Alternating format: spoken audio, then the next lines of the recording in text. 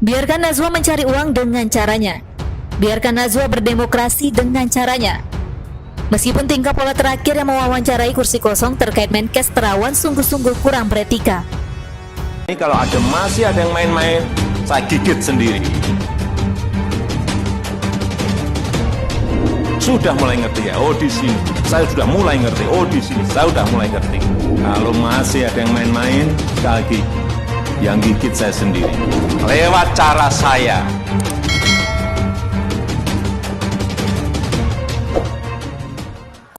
Kekuatan Najwa yang perlu Anda ketahui hingga ditakuti dan jadi rebutan politisi. Penulis Cak Anton.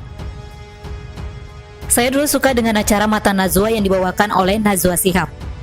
Cara membawakan dalam acara tersebut tidaklah biasa, sehingga banyak orang yang dikuliti pada acara tersebut. Tak sedikit orang menjadi tertekan ketika berhadapan di hadapan Najwa. Dia bagaikan seorang hakim yang secara tidak langsung meminta klarifikasi terhadap segala sesuatu isu yang sedang terjadi. Kalau banyak orang yang suka dengan acara Najwa adalah hal yang biasa. Karena tak jarang yang namanya manusia itu suka melihat orang yang tak sepandangan dikuliti habis. Suka atau senang melihat orang yang tak sepandangan dipermalukan. Dalam acara Najwa, para tamu sebenarnya tak layak disebut narasumber. Sebab ketika jawaban dari narasumber tak memuaskan Najwa, akan terus ditanya ditambah dengan closing penegasan yang dijadikan poin untuk memberitahukan pada publik terkait pernyataan sang narasumber. Apa yang dilakukan Najwa menurut saya hampir sama dengan tindak interogasi. Soal kepiawaian Najwa dalam melakukan interogasi terhadap orang yang dihadirkan memang patut diacungi jempol. Itu adalah kekuatannya. Itu adalah nilai jualnya. Terlepas kekuatan itu mau digunakan untuk hal seperti apa, itu semua ada di tangan Najwa sendiri. Kepiawaian Najwa tentu sangat ditakuti oleh politisi dan public figure.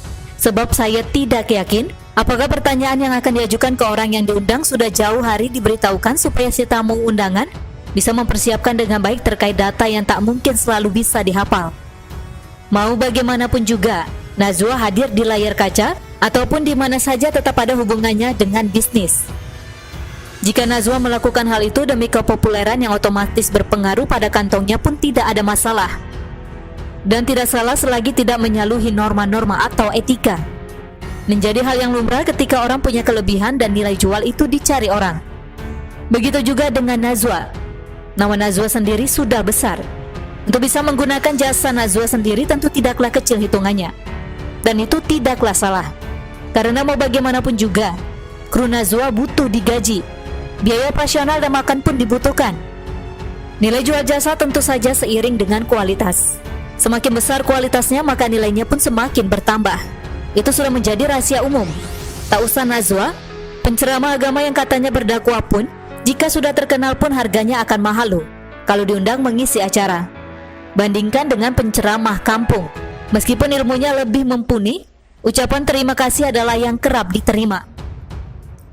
Kalau dulu ada yang bilang selama di Metro TV, Najwa terkesan selalu menjadi buzzer pemerintah karena Surya Paloh sang pemilik Metro TV adalah ketua umum Nasdem yang merupakan partai koalisi pemerintah. Itu pun tak masalah.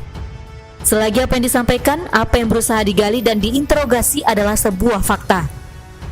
Begitu juga caranya menguliti oposisi yang gelagapan atau memberi jawaban tidak rasional pun tidak masalah. Ketika kini Najwa berada di stasiun TV lain yang memiliki kedekatan dengan SBY, bahkan sang pemilik pernah menjadi menteri di era SBY, bahkan sangat kerap ditawari oleh SBY menjadi menteri, namun baru mau menerima di penghujung kekuasaan SBY pun tidak menjadi masalah. Jika Najwa mulai menyasarkan suaranya untuk menyoroti kebijakan pemerintah. Sebut saja itu bagian dari profesi. Selagi gak nyebar hoax, kenapa harus dijadikan masalah? Dalam demokrasi perbedaan itu wajar. Semua mempunyai sudut pandang yang berbeda-beda. Tidak bisa dipaksakan. Meskipun terkadang sudut pandang dalam politik itu penuh dengan propaganda dan intrik. Melihat berbagai fenomena politik di negeri ini, seharusnya kita semua bisa belajar untuk bisa lebih kritis dalam memfilter setiap informasi hingga kejadian. Untuk belajar adil dalam menilai secara objektif. Tidak terbawa perasaan karena sebuah sentimen apapun itu. Biarkan Najwa mencari uang dengan caranya. Biarkan Najwa berdemokrasi dengan caranya. Meskipun tingkah pola terakhir yang mewawancarai kursi kosong terkait Menkes Terawan sungguh-sungguh kurang beretika. Tetapi kita sudah semestinya cukup menertawainya saja, tak perlu mengkaitkan fotonya bersama anak Soeharto. Apalagi sampai melaporkannya ke polisi, saya rasa ini sangat berlebihan dan akan mengurangi rasa simpati publik. Relawan yang melaporkan Najwa mungkin cari sensasi dan justru membuat nama Najwa semakin kesohor. Jangan-jangan itu relawan bayaran yang ngambek kalau nggak dikasih jabatan, jadi gaya-gayaan dengan melaporkan Najwa. Saya pribadi sudah menulis beberapa kritikan terhadap Menkes Terawan. Tetapi apa yang dilakukan Najwa menurut saya kurang menjadi contoh yang baik. Mewawancarai kursi kosong sama aja ngomong sendiri dan menggiring sebuah opini sendiri. Membuat pernyataan sendiri yang tak ada klarifikasinya. Potensi memperkeruh suasana pun pasti ada. Apakah Najwa dendam karena dia yang selalu dihargai oleh para pejabat tetapi baru kali ini dia dicueki? Hanya dia dan Tuhan yang tahu. Terlepas memang Menkes adalah orang yang bertanggung jawab terkait corona. Udah itu aja. Cak Anton. Awalnya Najwa mungkin mau terlihat keren atau terlihat mantap di dalam menyindir Terawan. Namun kita melihat di lapangan bahwa suasana malah terbalik, 180 derajat lebih dikit.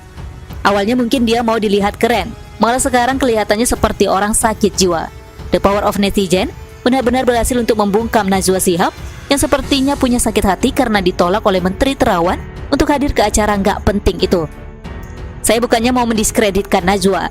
Hanya saya melihat bahwa di lapangan orang-orang berpandangan kalau Najwa ini mempertontonkan dirinya seperti orang yang sakit jiwa. Berbicara dengan kursi kosong, menatap dengan penuh harapan, juga tersenyum-senyum sambil direkam dan dibroadcast ke seluruh dunia. Apa yang dikerjakan Najwa Shihab ini sebetulnya nyontek dari apa yang telah dikerjakan yang bernama Clint Eastwood yang sudah berusia 90 tahun saat ini pada tahun 2012. Di dalam acara tersebut, Clint melakukan wawancara dengan kursi kosong yang seharusnya diisi Presiden Obama pada saat itu. Clint Eastwood di depan kursi kosong berbicara satu sama lain dan mendapatkan standing ovation dari penontonnya. Akan tetapi setelah beberapa waktu berselang, kaum hakim pun pada akhirnya meminta maaf kepada publik Amerika terkait wawancara kursi kosongnya. Ia seharusnya mewawancarai Barack Obama terkait tentang isu Afghanistan dan juga teroris saat itu sedang begitu panasnya diperangi oleh negara-negara barat.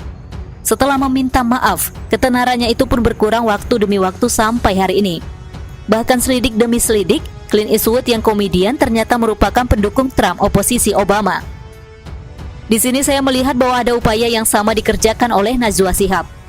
Kelucuan ini ternyata merupakan upaya impor dari asing. Seluruh hal itu sah-sah saja. Akan tetapi di negara demokrasi seperti Amerika pun, Clint Eastwood pun akhirnya menyesal. Saya nggak tahu setelah Najwa bicara dengan kursi kosong, apakah ia akan menyesal atau malah bangga karena sudah melakukan hal selayaknya orang tidak waras. Berbicara dengan kursi kosong untuk urusan politik sepertinya sangat tidak elegan. Mau dicap mirip Clint Eastwood, Nana malah dicap sebagai Mbak Nadrun, kan stres. Karena yang saya tahu kalau berbicara sendiri dengan kursi kosong sambil tersenyum-senyum gak jelas, yaitu mirip seperti orang yang mengalami gangguan jiwa.